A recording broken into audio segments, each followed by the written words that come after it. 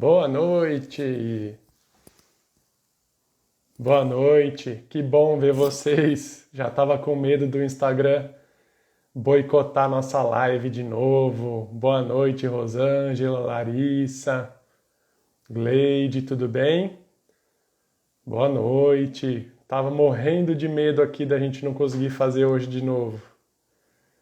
Alê, tudo bem? Vocês estão me escutando bem? Doutor Felipe já tá aí, doutor Felipe já tá aí. Vamos esperar o pessoal entrar, que aí a gente já vai começar. Daiana, tudo bem? Boa noite. Me digam se o áudio tá bom. Todo mundo escutando direitinho? Sim? Então tá bom, que bom. Tudo torto, a Lari chegou. O importante é chegar, fique tranquilo. Ricardo Suzigan, quanto tempo, Ricardo? Tudo bem? Vamos esperar só o pessoal entrar um pouquinho, para a gente já começar, que hoje tem bastante coisa para conversar, hein? Boa noite, todo mundo. Rosângela estava ansiosa, vamos falar bastante sobre ansiedade hoje, hein? Então tá bom. Olá, mestre Ricardo, Fernanda, tudo bem? A Flávia, tudo bem? Pessoal, é o seguinte, ó, antes da gente começar, já vou pedir para todo mundo que está aqui, manda essa live para alguém pelo aviãozinho, tá? Para a gente encher de gente isso aqui, trazer bastante gente para a live, né? Por quê? Porque aí o Dr. Felipe vai ver que tá cheia e aí a gente consegue convidar ele de novo. A gente consegue trazer ele de novo aqui. Então vamos tentar trazer bastante gente aqui para a live, todo mundo. Então cada um de vocês manda o aviãozinho para, chama alguém para a live, manda o aviãozinho para alguém. Luana, tudo bem? Quem ainda está perguntando aí, hoje a live é sobre a reumatologia e a psiquiatria, né? Como a psiquiatria pode ajudar os pacientes com doenças autoimunes, as principais doenças, enfim, é sobre a interação entre essas duas especialidades, viu? Vamos lá? E aí, 35 pessoas? Bom, então, de novo, quem puder compartilhar com alguém essa live, para a gente encher de gente isso aqui, né? Boa noite, Marta, tudo bem? E vamos começar, que a gente tem bastante coisa para falar, o pessoal vai entrando aí conforme o tempo vai passando, né? Então, quem vai participar aqui com a gente hoje, fazia tempo que eu não chamava alguém, né? É o Dr. Felipe Benatti, tá? O Dr. Felipe é um grande amigo meu, nós fizemos faculdade juntos, né, em Campinas, na PUC, éramos aí do mesmo grupo da Plantões, etc., né, amigos bem próximos. Dr. Felipe foi meu padrinho de casamento, né? Mas não é só isso, ele também é um ótimo psiquiatra. Ele fez psiquiatria lá na Unifesp, em São Paulo. Hoje em dia ele tem consultório lá em São Paulo, trabalha no Hospital Albert Einstein, né? E aí ele foi gentil aí de participar com a gente dessa live, então acho que vai ter bastante coisa legal para a gente conversar, tá bom? Deixa eu chamar o Dr. Felipe aqui. Vamos procurar ele para ele entrar. Dr. Felipe Benatti. Vamos lá.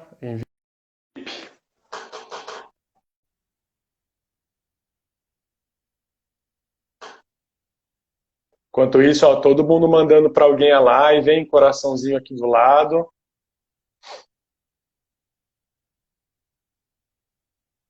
Só enquanto o Dr. Felipe entra para a gente começar.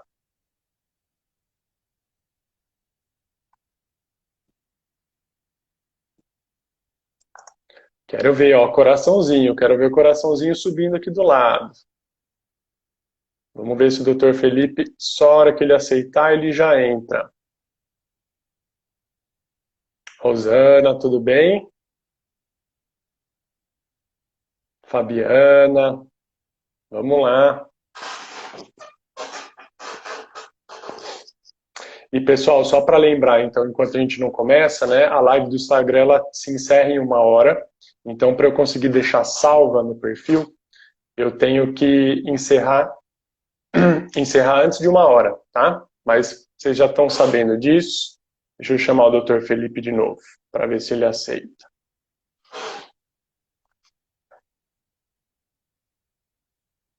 Boa noite, Lili, tudo bem? Entrou! Pronto, até que enfim. Tudo certo, doutor Felipe? Tudo bem com você? Tudo bem? Tá me escutando certinho aí? Estou escutando. Obrigado pelo convite. Uma honra Imagina. participar. Você tá com o fone no áudio? Tá dando um pouquinho de eco? Tô com fone. Quer que eu Tá. Não, diminua um então, pouco? vamos levando. Então tá bom, deixa eu ir um pouquinho aqui para trás, senão eu vou ficar cortado. Pera aí, acho que o doutor Felipe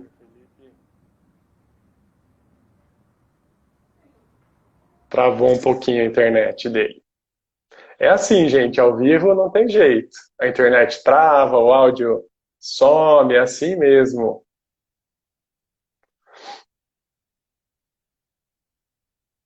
Vamos ver daqui a pouco, acho que ele volta aí. Mas então, voltando, gente. Então, hoje nós vamos falar sobre a interação aí, que é uma interação muito importante, muito frequente no dia a dia, entre as doenças autoimunes e as doenças. Voltou, Felipe? Tô de volta. Então tá bom. Espero não cair de novo. Fique tranquilo. Se cair, a gente chama de novo. Aqui a gente é ao vivo, não tem muito jeito, né? Bom, vamos Beleza. lá. Já apresentei o doutor Felipe, obrigado de novo, né, por participar aqui com a gente. Falei que a gente precisa trazer bastante gente para você aceitar outros convites no futuro. Claro, Vamos eu que lá. agradeço. Boa noite, pessoal. Vamos lá, então. O seguinte, vamos começar aqui falando um pouquinho sobre a psiquiatria e depois a gente vai entrando aí mais na parte das doenças autoimunes, nessa relação, né, para a gente ir fazendo primeiro a introdução e depois entrar na parte mais específica, né? Então, eu queria começar a conversar com você sobre o seguinte. Até hoje existe um tabu muito grande, certo? Em relação à psiquiatria. Você sabe muito melhor que eu isso aí. Isso vem mudando com o passar do tempo, né? A gente percebe, mas ainda existe um tabu muito grande por parte das pessoas em geral, né? Que psiquiatra é médico de louco, que só vai no psiquiatra quem é louco, né? Ainda se tem as pessoas, por mais que elas saibam que estão precisando, que talvez tenham uma doença, elas ficam resistentes de ir ao psiquiatra justamente por esse preconceito, né? Então vamos começar essa live falando assim: o que faz um psiquiatra? Né? O que o psiquiatra cuida? Que tipo de doença? Que paciente que o psiquiatra cuida? Conta pra gente. Então, Caio, boa pergunta. A psiquiatria, só para o pessoal entender, a psiquiatria é uma especialidade, perto das outras especialidades médicas, a psiquiatria também é uma especialidade médica, perto das outras especialidades médicas, a psiquiatria engatinha. Né? A gente tem pouquíssimos anos entre a primeira descoberta, ou enfim, os primeiros relatos do Freud, que talvez tenha sido o grande pai da psiquiatria, até os medicamentos atuais, até as terapias atuais. Então, essa questão do tabu entra um pouco nessa história recente. Então, muitas pessoas não conhecem direito o que é a psiquiatria, não sabem.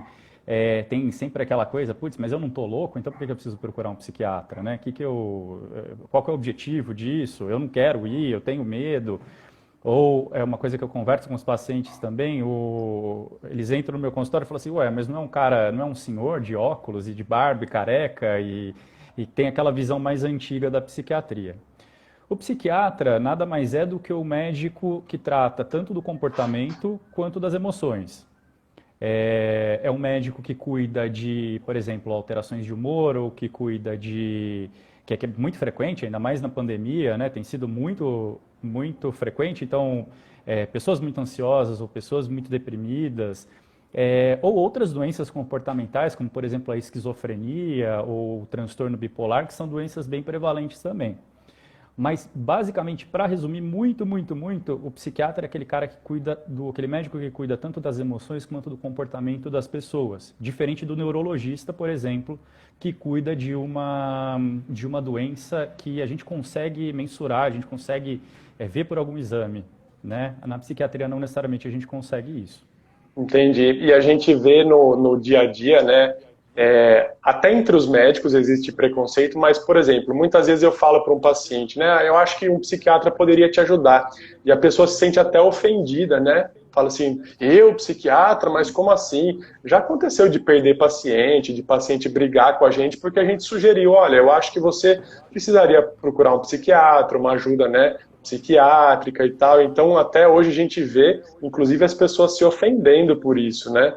E não tem nada a ver, na verdade, né? Exato, exato. Eu tive até um exemplo recente no consultório de uma pessoa que demorou muito para procurar o psiquiatra porque tinha sérios problemas e tinha um transtorno de ansiedade.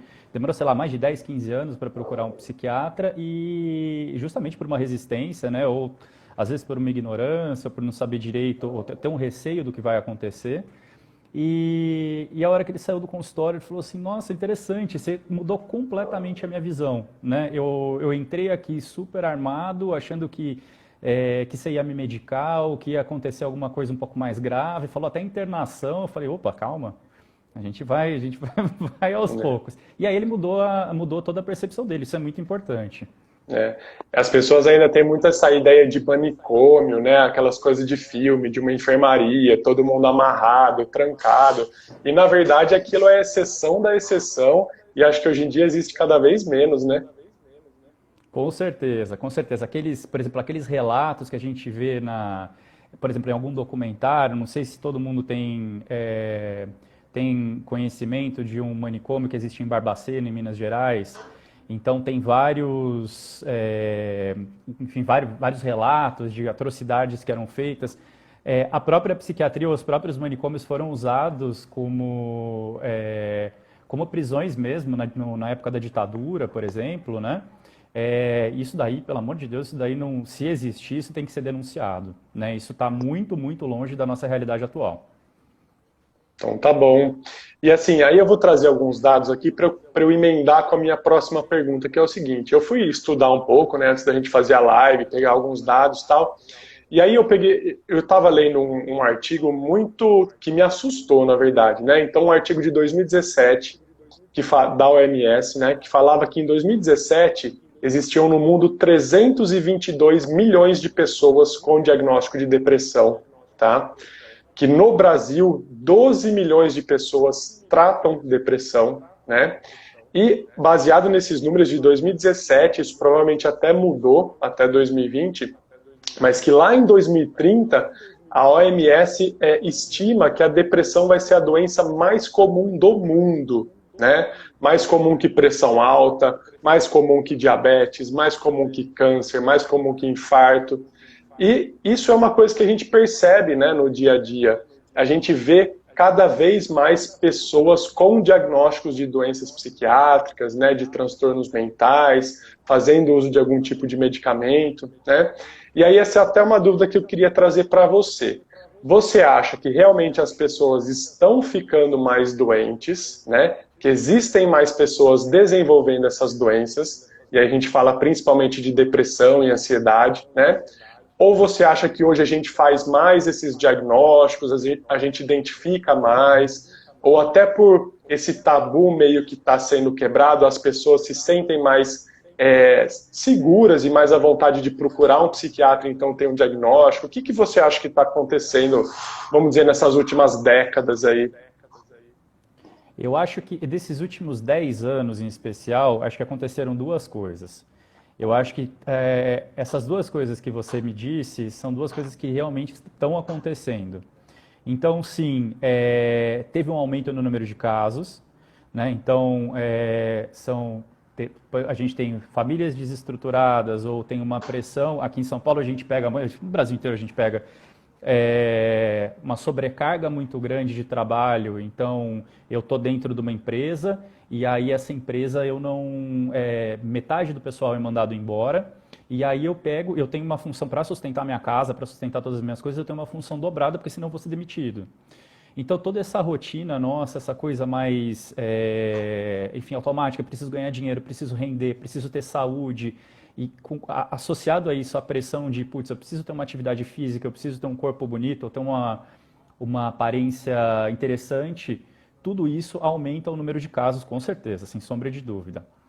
Associado a isso, a psiquiatria, a passos muito lentos, o tabu da psiquiatria tem caído. Então, o acesso à informação é muito maior também.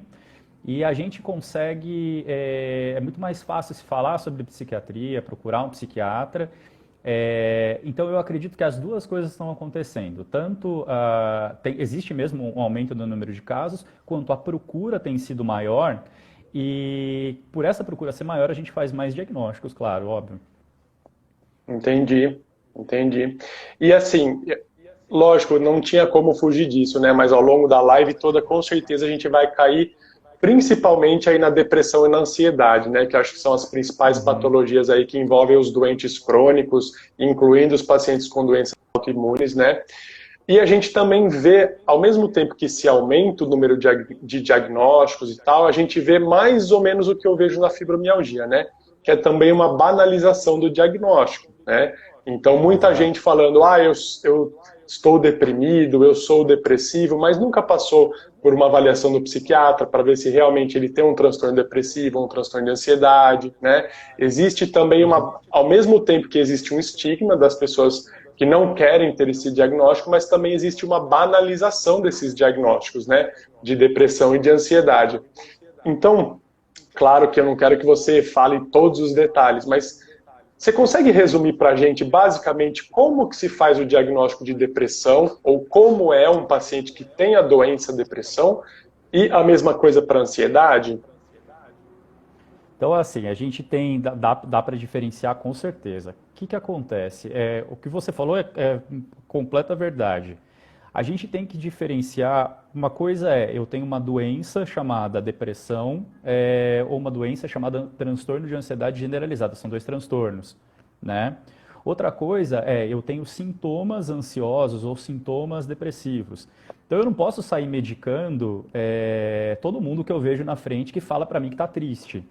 Ou todo mundo por exemplo, que tem uma entrevista de emprego ou que tem uma prova da faculdade para fazer e fica ansioso. Então eu não posso fazer isso.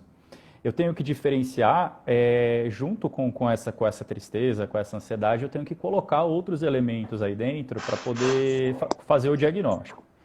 Então, resumindo, muito resumido, e talvez acho que o psiquiatra saiba disso, né? Até tem aquela brincadeira do, enfim, o psiquiatra que tem a chave, né? Que ele que sabe quem que entra, quem que sai. Na verdade, a brincadeira é mais nesse sentido, de colocar o que é um sintoma e o que é doença. Vamos lá, depressão. O que é depressão, tá? A depressão, ela nada mais é do que um conjunto de sintomas que ele é puxado pela tristeza ou pelo desânimo.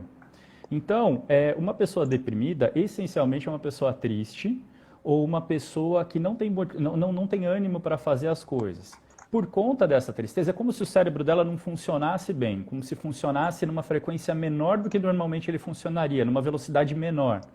E por conta disso, o que acontece? Essa pessoa ela vai ter uma série de outras coisas. Por exemplo, alteração de apetite, alteração de sono, pensamento de culpa, pode chegar até pensamento de morte, né? Que, enfim, chegaria numa ponta da curva, que seria o pessoal que tem ideação suicida. A gente acabou de passar pelo Setembro Amarelo, que é uma campanha de prevenção ao suicídio, né? Então, entra o pessoal que tem pensamento de morte e principalmente uma diminuição da vontade de fazer as coisas. Muita gente confunde estar triste, por exemplo, eu tive uma fatalidade na minha família, estou dando um exemplo, tá? Eu tive uma fatalidade na minha família e, por exemplo, eu tive minha mãe ou minha avó morreram, né? Nada mais justo do que eu ficar triste, do que eu ficar choroso por essa situação, né? De eu viver com esse luto. Tudo bem, beleza.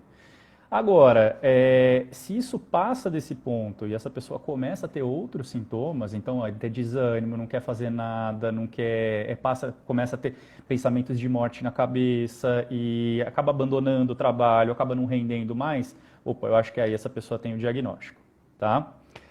Com relação à ansiedade é exatamente a mesma coisa. A gente tem pessoas que são, enfim, acho que todo mundo que está vendo isso, todo mundo está vendo essa live, deve ter, ou deve ser, ou deve conhecer alguém que é ansioso desde sempre. Aquela pessoa mais agitada, aquela pessoa que quer fazer um milhão de coisas ao mesmo tempo, e nem por isso é um problema. Essa pessoa acaba tocando as coisas e acaba conseguindo se virar do jeito dela. O problema no caso da ansiedade, quando essa preocupação, ou seja, quando essa ansiedade dessa pessoa começa a atrapalhar ela no dia a dia. Então, ela não consegue fazer uma prova da faculdade porque ela chega na prova da faculdade e acha que não vai dar conta e não vai conseguir, fica com aquela preocupação na cabeça. E aí acaba ficando mais irritada, acaba dormindo mal. Um exemplo que eu sempre dou para quem tem sintoma ansiedade e o transtorno de ansiedade é o seguinte: você tem eu acho que é muito caricato isso, você tem um grande executivo, acho que fica mais fácil de todo mundo entender. Então, por exemplo, esses caras do mercado financeiro que acabam, bem caricato, tá? Não é, de longe não é uma regra. Então as pessoas são bem estressadas, mas assim, dentro daquele estresse da pessoa, ele começa ele produz, ele ganha dinheiro, ele faz as Ele coisas, ele funciona, trabalha, né? ele funciona. Quando esse estresse dele começa a virar uma preocupação e ele acha que ele não é capaz para isso, que ele não está conseguindo render, ele começa a ter crises, aí eu acho que essa pessoa merece um tratamento psiquiátrico. Entendi. É mais ou menos igual eu falo para dor, em relação à dor para os meus pacientes, né? Alguns pacientes às vezes têm a ideia de que você vai iniciar o tratamento de uma doença autoimune ou não, enfim, e aquela pessoa nunca mais vai ter dor, né? Mas não é assim. A dor faz parte do nosso funcionamento, né? Assim como as variações no humor, assim como a ansiedade, tudo isso faz parte do funcionamento, né? E de nenhuma forma o tratamento de uma doença ou não vai transformar aquela pessoa em um robô, né? Então, é o que você falou, eu perdi alguém da família, aconteceu algo triste comigo, eu tô triste, né, naquele momento e tal. Isso não é a doença, né? Isso não é o transtorno depressivo, né? Na maioria das vezes eu acredito que essa pessoa não precisa de um tratamento medicamentoso, né? Ela precisa passar por aquele Perfeito. processo. Então hoje eu também vejo um pouco assim banalizado, né? A pessoa está lá triste há uma semana, passa no médico, vamos dar um antidepressivo aqui, vamos dar, né, um Rivotril aqui para você acalmar. E aí, às vezes, eu acho que você até pode falar melhor para a gente. Você acaba, como que eu posso falar, anestesiando a pessoa e ela não passa pelo aquele processo que ela precisaria passar para racionalizar, para pensar naquilo que aconteceu, para sair daquela situação, né? Exato. Você sabe, Caio, que tem uma série de estudos que relacionam o uso desses medicamentos que sedam mais, por exemplo, o Rivotril, que acho que é o mais famoso, com uma piora do tratamento, isso no sentido mais psicanalítico, assim. Então é exatamente isso que você falou. Eu tenho um problema, é muito mais fácil eu varrer aquele problema para debaixo do tapete e deixar aquilo amortecido, né? No caso, usar um medicamento que meu sofrimento diminua naquele momento. Mas, num prazo um pouquinho maior, isso é um problema para mim, isso vai virar um sintoma. Então, é muito mais interessante eu resolver o que está acontecendo, eu ir de encontro com esse problema, do que varrer para debaixo do tapete. E aí, eu acho que tem um segundo problema dessa questão. A pessoa, ela tá morrendo de medo. É a primeira vez que ela vai num psiquiatra, a gente acabou de falar de tabu em psiquiatria. Você está morrendo de medo de ir num psiquiatra. Você vai se abrir, porque você vai falar dos seus sentimentos, das suas emoções, coisa que talvez você nunca tenha falado. Você chega para ser consultado com uma pessoa e a pessoa não entende o que você está querendo ou acaba fazendo um diagnóstico errado. E aí ela te medica e passa algum outro medicamento que não é interessante. Ou seja, ela perdeu a chance de ouro que ela tinha na mão, né? De tratar aquela pessoa que foi pela primeira vez. Então, eu Uhum. acho que isso é muito, muito, muito importante. E eu concordo com você, existe alguma banalização, sim. Entendi. E aí, assim, até eu abri, né, lá no post para o pessoal mandar perguntas para a gente falar. Lógico que não dá para a gente falar tudo, senão a gente ia ficar horas e horas aqui conversando. Mas eu prometo que eu vou chamar o Dr. Felipe de novo, né, para a gente falar sobre assuntos mais específicos. Mas muita gente pergunta da fibromialgia, da dor, né? Também tem essa muita confusão do que é depressão, do que é fibromialgia, do que é ansiedade e tal. Mas eu quero perguntar assim, da depressão. Quem tem depressão pode ter dor? A depressão causa dor? Um dos sintomas dos transtornos, de qualquer transtorno psiquiátrico, e a depressão, por ser um dos mais importantes, está incluída, claro, um dos principais sintomas é a dor crônica. Então, a gente vê várias e várias pessoas começando o quadro, abrindo a doença, assim, e começando, indo pela primeira vez no psiquiatra, só com sintoma de dor. né? E aí, óbvio, depois as coisas vão acontecendo e ela vai vão aparecendo a tristeza, vão aparecendo todas aquelas outras coisas que eu falei, a culpa, o sentimento de fracasso. É, que a depressão causa dor, eu acho que é uma afirmação muito rígida. Não sei, eu não consigo dizer sim para você. Mas tudo indica Uhum. que sim. Né? Tudo Tá. indica que tem uma relação muito próxima entre depressão e outros transtornos psiquiátricos com a dor. Então parece que a depressão aumenta essa sensibilidade. A pessoa fica um pouco mais sensível à dor é, por ter mecanismos parecidos das duas doenças. É. Talvez não falar que a depressão causa dor, mas que a depressão cursa com dor, né? Exato, exato. Eu acho que é Né? mais é É, válido falar isso. Isso com é. certeza. E eu gosto também sempre de trazer esse tema, porque eu tenho, de vez em quando a gente se depara com pacientes que eu falo assim, que colecionam diagnósticos, né? Então o paciente já está há anos com diagnóstico de depressão, já faz tratamento, tem uns sintomas de ansiedade associados, depois começam a desenvolver quadro de dor crônica e tal. Aí tem diarreia, aí tem dor de cabeça, ou seja, várias coisas que estão relacionadas lá ao primeiro problema, que é a depressão, né? E aí a pessoa chega e fala assim, não, eu tenho depressão e ansiedade, fibromialgia, intestino irritável e enxaqueca. Eu falo, não vamos colecionar sintoma, né? Você tem um diagnóstico lá no começo que justifica tudo isso que você está me falando. Então, não vamos querer ficar colecionando esses sintomas, né? Vamos agrupar tudo em uma doença só, que realmente pode cursar com tudo isso, né? Você concorda com essa visão? Você sabe que quando eu estou dando aula, um dos grandes esforços que eu faço é exatamente esse, porque é muito mais fácil você ir fazendo uma espécie de um checklist e dando um diagnóstico atrás de diagnóstico. E muito mais difícil você juntar tudo, mas é muito mais lógico, né? Você encaixar tudo dentro de uma mesma doença. Então, realmente, se a depressão é o carro-chefe, acho que talvez esse seja o diagnóstico, né? E os outros sejam diagnósticos secundários ou que estejam associados a essa doença. Eu falo exatamente a mesma coisa, concordo com você. Legal, que bom. É bom alguém, às vezes, que fala isso, porque às vezes o pessoal fala, nossa, doutor, mas eu tenho esses diagnósticos há tantos anos, chega aqui, primeira consulta, você já fala que eu não tenho nada, né? Bom, mas vamos seguir aqui então em relação agora às doenças crônicas, né? Então, a gente vê mesmo, isso é confirmado por estudos científicos, que pessoas que têm doenças crônicas, e na verdade é uma relação direta, né? Quanto mais doenças crônicas, maior a chance de ter um transtorno psiquiátrico, um transtorno mental, né? Principalmente depressão e ansiedade.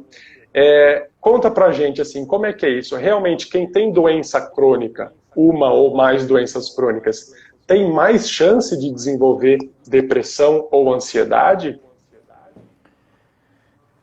A resposta é sim. Tem mais chance, com certeza. Então, o que você é exatamente o que você disse, Caio. Tem uma relação muito grande entre depressão e doenças crônicas, doenças autoimunes, doenças inflamatórias.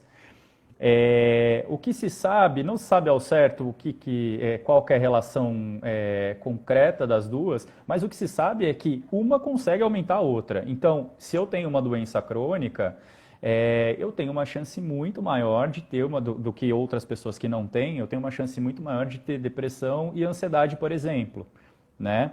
Da mesma forma que pessoas com depressão e com ansiedade, isso pode servir de gatilho para uma doença autoimune ou para uma doença inflamatória, né?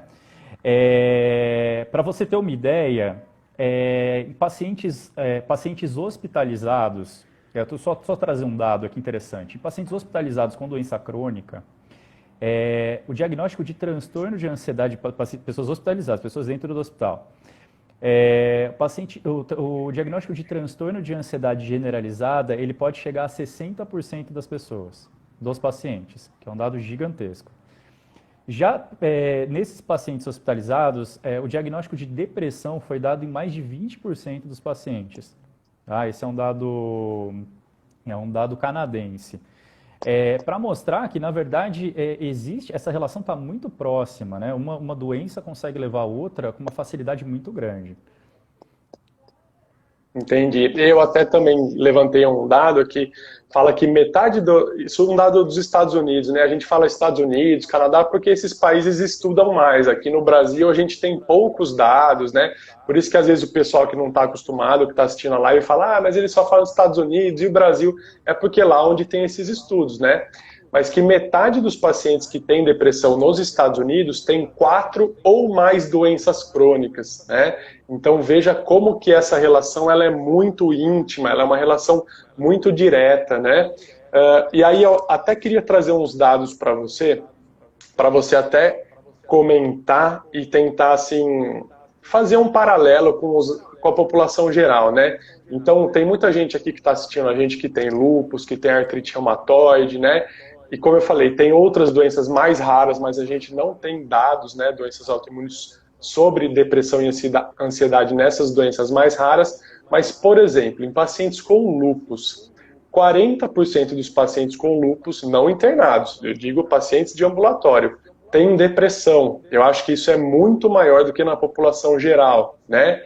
E 40% também dos pacientes com lúpus têm diagnóstico de ansiedade. Por esse trabalho que eu estava lendo, a depressão na população geral gira em torno de 10% das pessoas e a ansiedade em torno de 15%. Então veja que pacientes com lúpus têm 4 vezes mais depressão do que pacientes da população geral, né? E quando a gente vai para artrite reumatoide, esses dados são ainda mais impressionantes, né? Então, 66% dos pacientes com artrite reumatoide têm diagnóstico de depressão.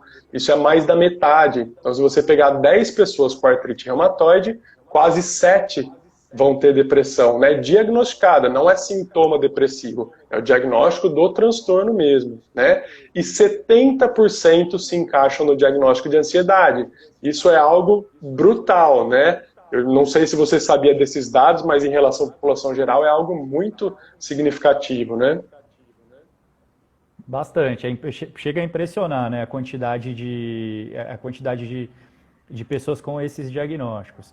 Eu acho que tem uma outra coisa que impressiona também, eu acho que, enfim, talvez por dificuldade de acesso, ou talvez por não saber o que está acontecendo com ela mesma, chega muito pouco na gente, né?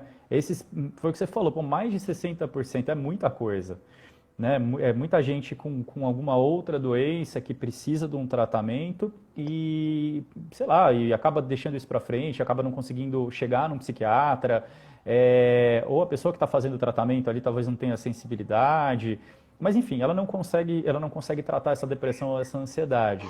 Então, além da dificuldade que ela tem com o lúpus ou com a artrite reumatoide, além das limitações, né, de toda a preocupação com medicação, com fazer o tratamento,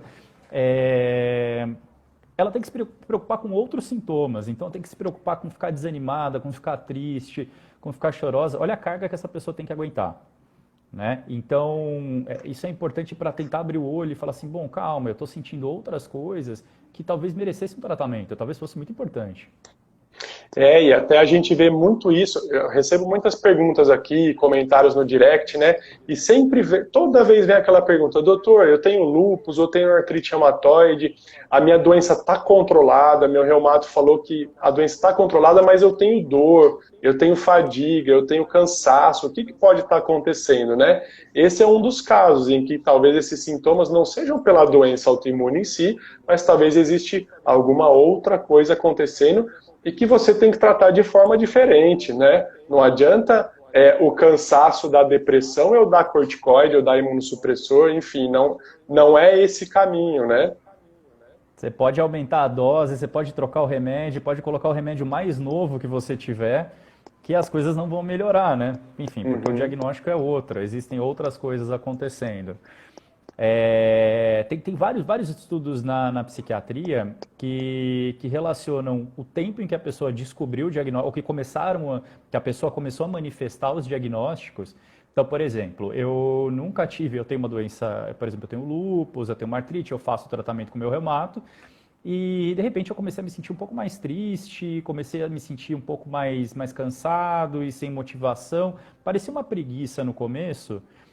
Mas isso foi piorando e de repente eu já não tomo mais banho e eu não saio com meus amigos que eu gostava de sair, ou não frequentava a igreja que eu gostava de frequentar. E, e isso vai progredindo. Tem uma série de estudos falando em que entre o começo desses sintomas, que foi essa tristeza que eu falei para vocês, até a pessoa chegar num psiquiatra, dependendo do diagnóstico, isso pode demorar até 10 anos. Então, na depressão, gira em torno de 5 anos em que a pessoa começa os sintomas e depois acaba passando num psiquiatra, recebendo o diagnóstico e começando o tratamento correto. Agora, pensa bem, 5 anos em que a pessoa é taxada de preguiçosa, que a pessoa não faz as coisas, que ela não tem motivação para fazer absolutamente nada. E várias e várias e várias vezes a gente vê as pessoas falando, não, é porque eu tenho essa doença, e essa doença me leva a isso. Né? É essa doença que causa isso, quando na verdade é um outro diagnóstico, um diagnóstico psiquiátrico. Entendi.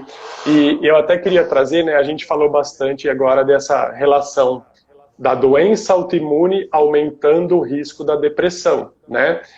E aqui eu queria trazer duas coisas. Primeiro um dado e depois perguntar a sua opinião. O que você acha? Então, da mesma forma como quem tem doenças crônicas, incluindo as doenças autoimunes, tem maior chance de ter depressão, de ter ansiedade, isso também é provado por estudos na reumatologia, que os pacientes que têm a doença e depressão ou ansiedade, eles geralmente têm doenças autoimunes mais graves, eles geralmente têm mais episódios de crise, né, de ativação de doença, eles geralmente respondem pior ao tratamento, tá?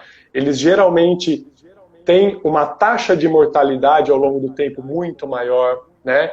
E aí, falando até de outras doenças, então você pode falar melhor que eu, mas pacientes que têm transtorno depressivo, de ansiedade, eles têm mais infarto, eles têm mais AVC, eles têm mais pressão alta, né? Então veja que o contrário também é verdade. E por que eu estou falando isso? Porque não é simplesmente, vamos tratar a depressão ou tratar a ansiedade para o paciente se sentir melhor. Não, o tratamento da ansiedade e da depressão impacta diretamente no tratamento da doença autoimune. Né? Então não adianta você querer só tratar uma coisa enquanto você tem um outro fator que vai dificultar cada vez mais o tratamento, vai aumentar o risco de complicações e etc. Né? E aí com isso eu queria te trazer uma pergunta, na verdade pedir sua opinião, né? Porque não tem estudos falando sobre isso ou que comprovam isso. E acho que eu recebi 20 perguntas dessa lá no feed, né? A depressão, a ansiedade, um estresse emocional, eles podem desencadear uma doença, em especial a doença autoimune, né, que eu acho que a maioria do público que a gente está conversando, a gente sabe que não existe essa resposta, mas qual que é a sua opinião? O que você pensa sobre isso? Eu acho que depende muito. É uma pergunta que realmente não tem uma resposta concreta. Depende muito de cada pessoa. Por que depende? A gente sabe que muitas doenças, elas começam, as doenças psiquiátricas, elas começam com o estresse. Então, o estresse ou qualquer irritação, ou qualquer problema que tiver, estresse do que eu estou falando pode ser qualquer tipo de estresse, pode ser desde eu estou sobrecarregado no meu trabalho, até, por exemplo, eu estou fazendo uso de alguma droga, ou eu sofri um assalto, ou alguma coisa um pouco mais grave, né? Ou tive alguma morte um pouco mais traumática dentro da minha família. Então, a gente sabe que as doenças psiquiátricas, a grande maioria, tem sempre esse empurrãozinho do estresse ou da irritação, né? Ou do que está acontecendo ali no momento com essa pessoa. Por que eu falei que depende, que eu não sei se uma é a causa da outra, né? Se, enfim, se esse estresse pode ser um empurrão para outras doenças. Porque depende muito da pessoa, né? A gente sabe que, assim como, talvez acho que um exemplo mais banal seja, que todo mundo saiba, tem pessoas que fumam a vida inteira, né? E dentro dessas pessoas que fumam a vida inteira, tem aquelas que desenvolvem um câncer de pulmão e outras que não, né? Com essas doenças é exatamente a mesma coisa, né? Por que umas desenvolvem e outras não? Porque a pessoa, para ela desenvolver isso, ela precisa ter uma predisposição. E além da predisposição, ela precisa ter essa interação com as coisas que estão acontecendo com ela. Então varia muito. Para mim, eu posso ficar sobrecarregado, posso me sentir sobrecarregado com meu chefe me xingando todos os dias, né? Enquanto a outra pessoa que está do meu lado não sente isso. Em contrapartida, eu posso sofrer um assalto e me recuperar bem dele, enquanto essa outra pessoa que lida bem com o trabalho acaba ficando muito estressada com o trabalho, com o assalto, e isso ser um gatilho para as doenças. Então varia muito, mas parece haver uma tendência assim, parece que com esse estresse tem uma ruptura, tem um empurrão para todas essas doenças. Uhum. E é o que eu sempre falo aqui para o pessoal quando a gente discute, né?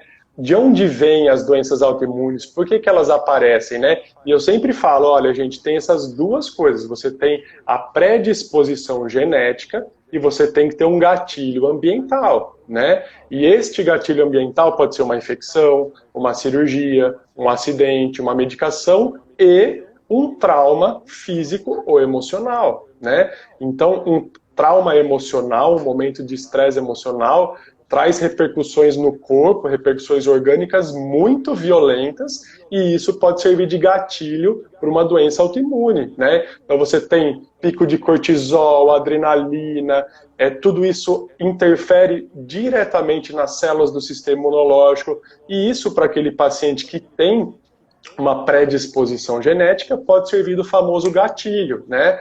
Agora é o que você falou, o que para um pode ser o gatilho, para outro pode não ser o gatilho, né? E como que a gente vai saber isso? Não dá para saber, porque é totalmente individual, né? Cada pessoa é uma pessoa completamente diferente, não dá para a gente generalizar, né?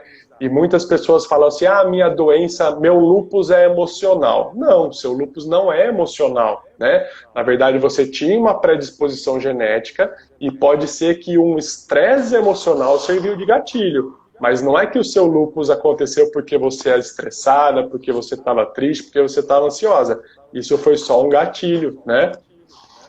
Isso é muito importante. Geralmente, esses traumas, eles servem de marca cronológica, marca no tempo, para a gente saber, não necessariamente foram eles que causaram, né? Foi aquele estresse, mas é mais fácil da gente guardar. Fala, nossa, depois que a minha mãe morreu, eu passei a desenvolver isso. Né? Ou depois que eu fui mandado embora do trabalho, ou que eu fui humilhada para aquele chefe, eu desenvolvi aquilo. Então, eu acho que ficam essas marcas, né? Mas foi o que você disse, se você sabe, se a gente soubesse o que cada uma pessoa, qual que é o gatilho para cada uma pessoa, o que estressa cada uma pessoa, aí talvez a gente já tivesse ganhado algum Nobel na medicina, né? Enfim, Ou se a gente soubesse reverter esse processo, né? E isso é importante falar que também, uma vez que esse gatilho foi disparado, a gente não consegue reverter esse processo, né? Bom, vamos aqui, senão a gente vai ficar batendo um papo aqui e tal, vamos para a parte mais prática do negócio, né? Então, até para o pessoal que está assistindo, eu também quero saber isso, eu também estou fazendo perguntas que eu quero saber, mas até para o pessoal que está assistindo, ficar atento a isso e até cobrar o reumatologista que acompanha, né? Quando você acha que aquela pessoa deve procurar um psiquiatra ou deve ser encaminhada para um psiquiatra? Então, imagine lá, a pessoa faz acompanhamento por lúpus, né? Começou com alguns sintomas e tal. Você sabe, assim, diz pra gente, quando que essa paciente precisa ser avaliada por um psiquiatra? Eu acho que eu penso em duas coisas para quando procurar um psiquiatra.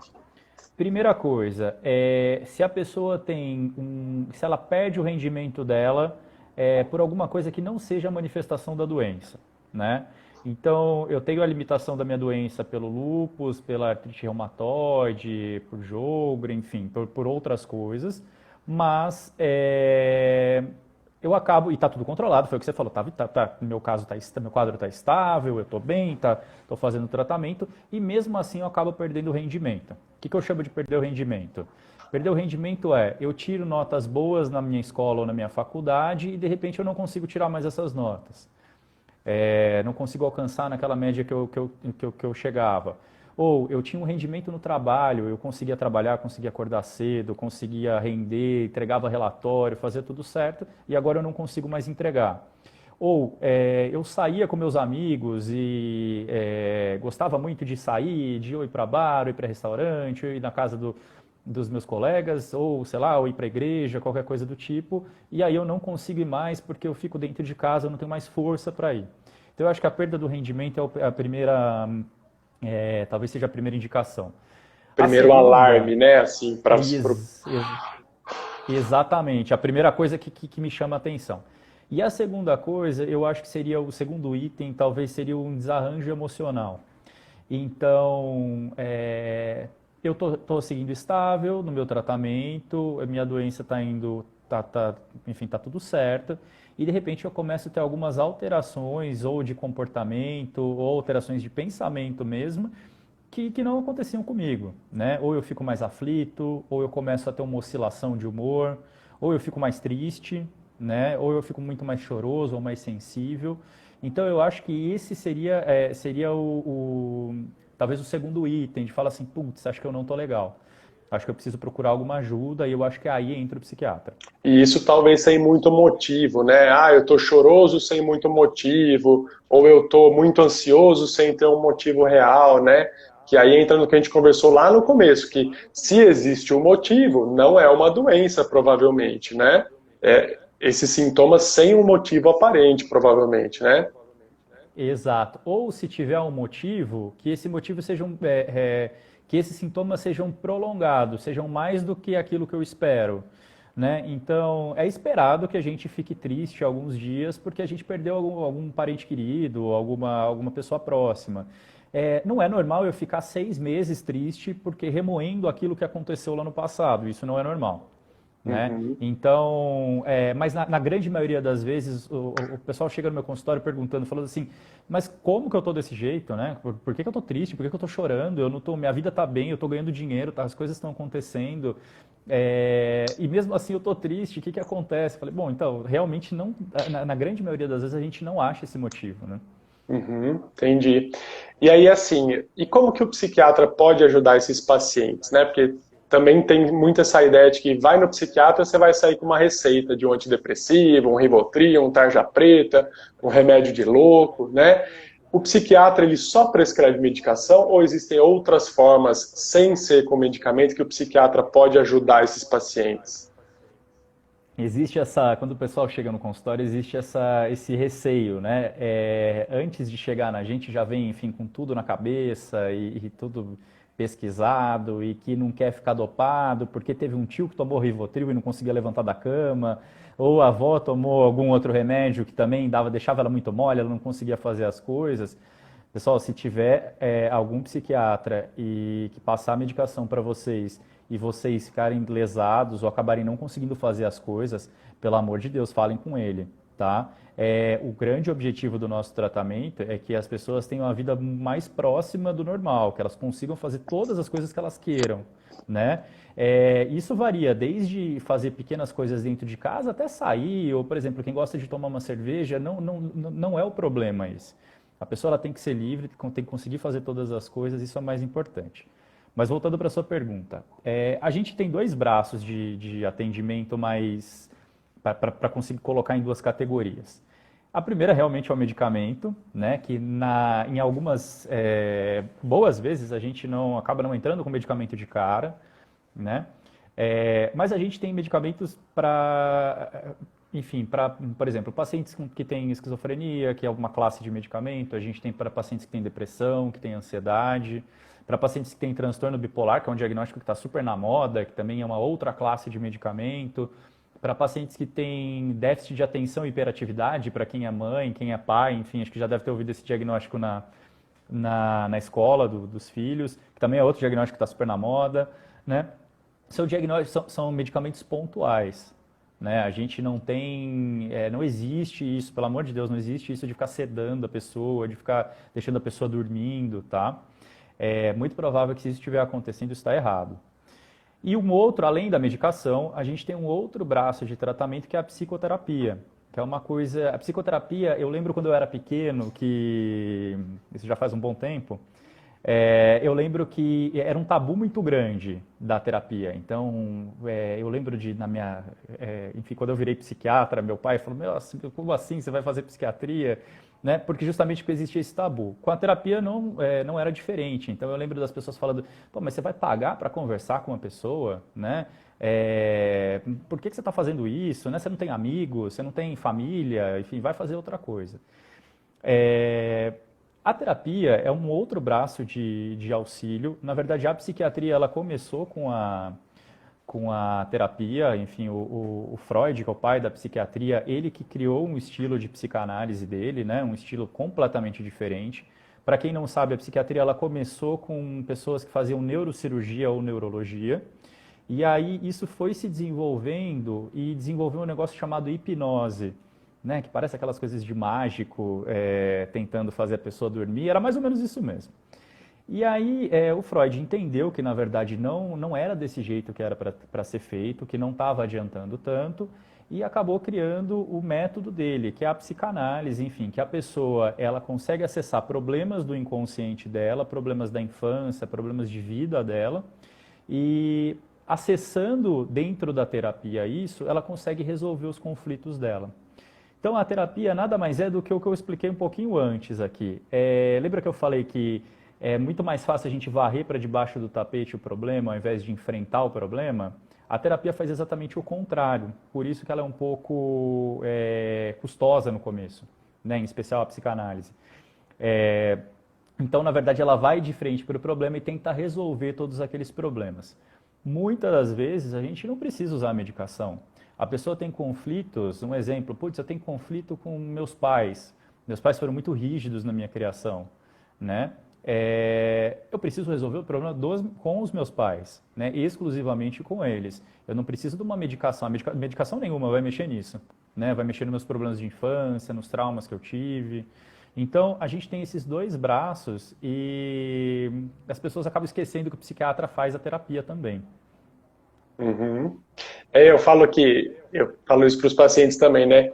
A medicação não vai resolver o problema que você tem com o seu marido, com o seu filho, o seu problema no Exato. trabalho, né? A medicação é uma arma, é uma importante ferramenta para te ajudar, né? Nessas questões, mas ela por si não vai resolver os seus problemas, esses problemas mais específicos, né?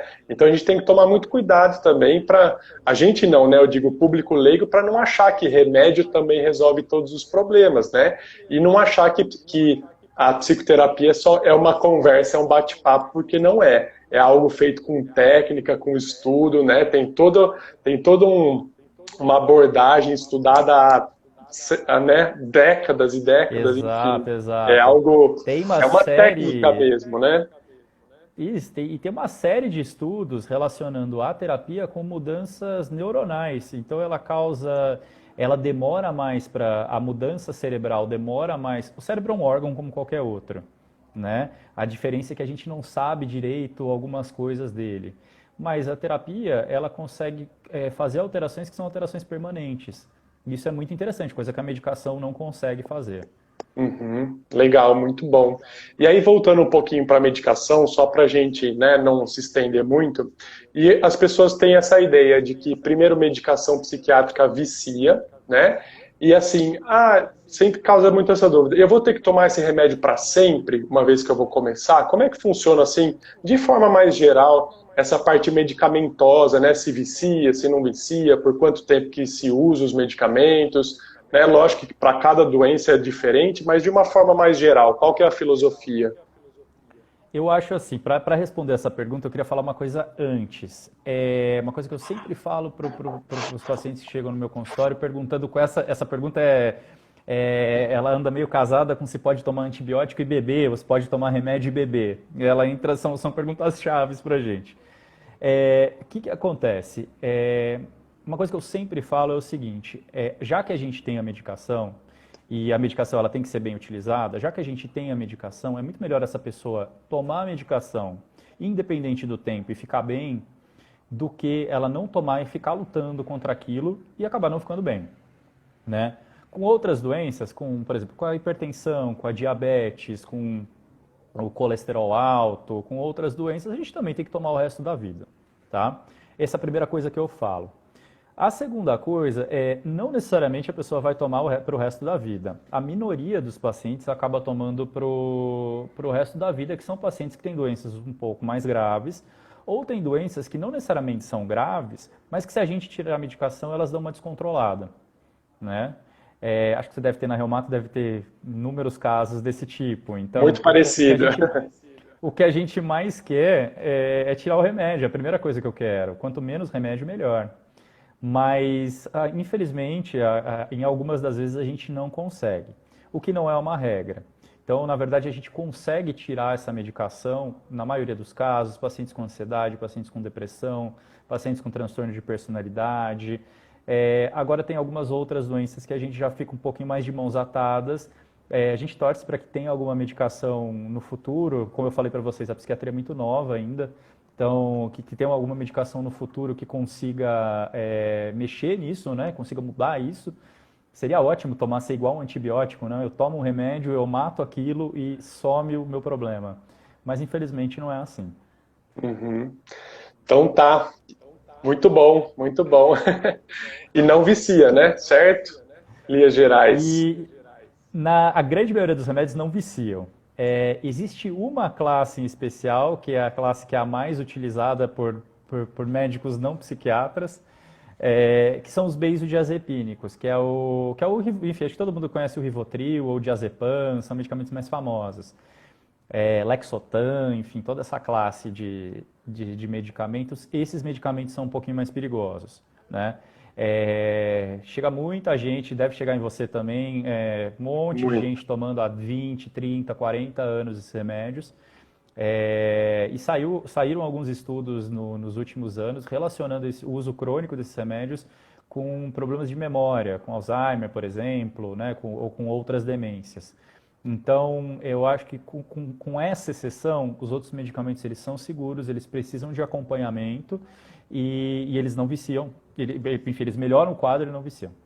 Uhum. Ótimo. Bom, temos mais um minutinho aqui, então jogo rápido, bate-bola, jogo rápido.